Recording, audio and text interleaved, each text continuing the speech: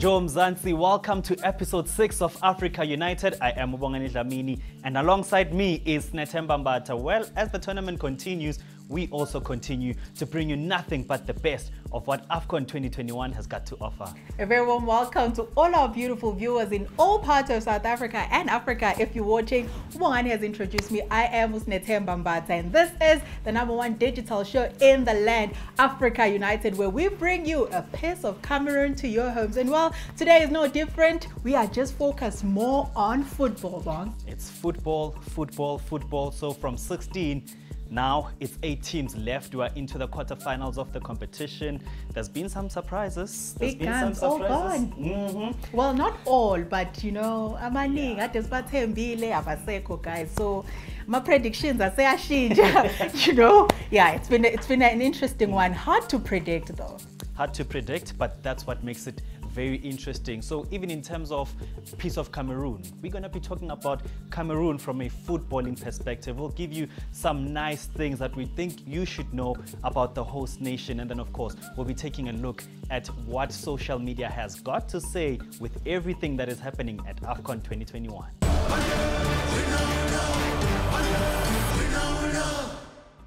Well, we've gone from 24 teams to the last 16 and now we are into the last 8. We got Burkina Faso taking on Tunisia as well as Senegal taking on Equatorial Guinea. Those are just half of it. Bongs, who else do we have? Well, the other 2 fixtures will see Gambia taking on the host Cameroon, and the blockbuster for me will be Egypt taking on Morocco. That is a North African derby, so one of them will go out. As to who that will be, we'll wait and see. But your team, Senegal, they haven't performed very well, but they found a way to make it to the knockout phases of the competition. You know, there's a saying that says it's not how you start, it's how you finish, and I think that might be the case with Senegal. They haven't started well, of course, but they are into the last 8, and from here nothing can stop them really. Of course, Sadio Mane really recently told us that he is okay after that collision in the last game, so that gives us hope that, you know what, Senegal will push all the way and they might actually clinch this, meaning I get my prediction right. Unlike some people that picked teams that have been knocked out. Remember that you can be part of the conversation. Give us your predictions. We are into the last 8, going into the last 4, and eventually the final. So give us your predictions. Who do you think will win AFCON 2021? Remember, the hashtag to use is Africa United as well as AFCON 2021. So on the 24th of January, on Monday, in the game between Cameroon and Comoros, sadly 8 people lost their lives due to a stampede, and CAF President Patrice Motsepe has took the time to convey his condolences to the affected families, and so do we, and also wish a speedy recovery to those that are injured. But now moving on to matters on the field of play, Michael Essien is not happy with the VAR so far. Well, the former Ghana player Michael Essien is not happy with the number of red cards issued at AFCON 2021. If you remember, in the last tournament, only 5 red cards were issued, but so far in AFCON 2021, we've seen 13. Is this the impact of VAR? I mean, I would say so, hey? And mind you, we had 5 before the last 16, so 7 of them came just in the last 16.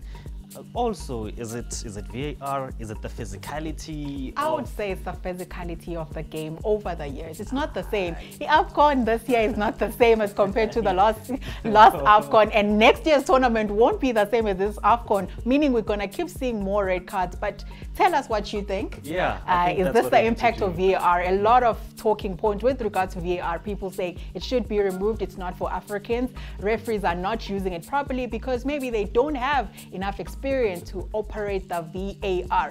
What other news are making trends on social media? Well, another thing that has been going on, and people were worried, you know, the fans of the Lions of Taranga and fans of Liverpool as well, Sadio Mane with that head clash with Vozinha, the goalkeeper of Cape Verde. But we saw a picture between the 2 of them at the hospital. They say they're both fine. Well, Vozinha is done at AFCON, so Mane can still continue. But it was nice to see that they're both doing fine and Mane can represent Senegal going forward in the tournament. Do you also let us know of some interesting things that you come across on social media, of course, using that hashtag Africa United, hashtag We Love It Here, or hashtag AFCON 2021?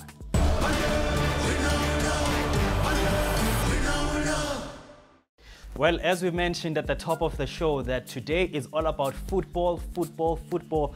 Also in this segment where we bring a piece of Cameroon to you, we're going to talk about them as a footballing nation. One thing about them is that they were the first African nation to reach the quarterfinals at the World Cup. That was back in 1990. I don't think you and I were born, but yeah, we just revealed our ages. But they were the first African nation to reach a quarterfinal. If you remember very well, Roger Miller at that corner flag doing his thing, that was history for African football. And I'd just like to say, Ken Wongani stick to presenting and broadcasting, because dancing is clearly not part of his it's not part of his talent. Well, speaking about Cameroon, they also produce talent. You remember in the first episode we told you about them producing oil seeds, producing coffee, but they also produce world-class players. The current president of Cameroon Football Association, Samuel Eto'o, known all around the world as one of the best to ever do it, as well as Matip from Liverpool. So we've seen all those players making their mark across the world, and it shows that Cameroon produces more than just the basics, but they also produce world-class players. Which players can they produce from this tournament? We also called it a tournament where stars will be born. So we're looking at the Cameroon team right now and trying to see who will sit.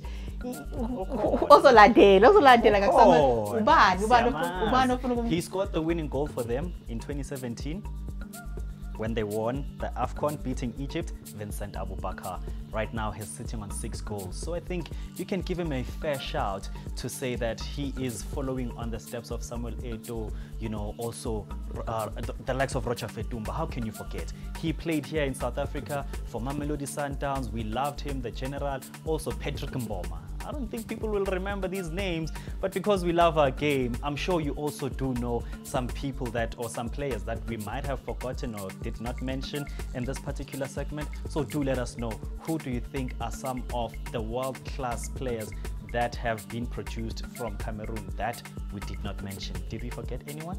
I think we did forget someone, you know. Who? I might not remember, but viewers at home might remember. So let us know using the hashtag Africa United. Let us know, show us your pictures. You know, we haven't seen many pictures on social media of you guys showing your favorite players and so many other things. But yeah, let us know, do you think Vincent Abubakar is going to be the star player of this tournament and follow in the footsteps of Abu Samuel Eto'o? Let us know. It is Africa United.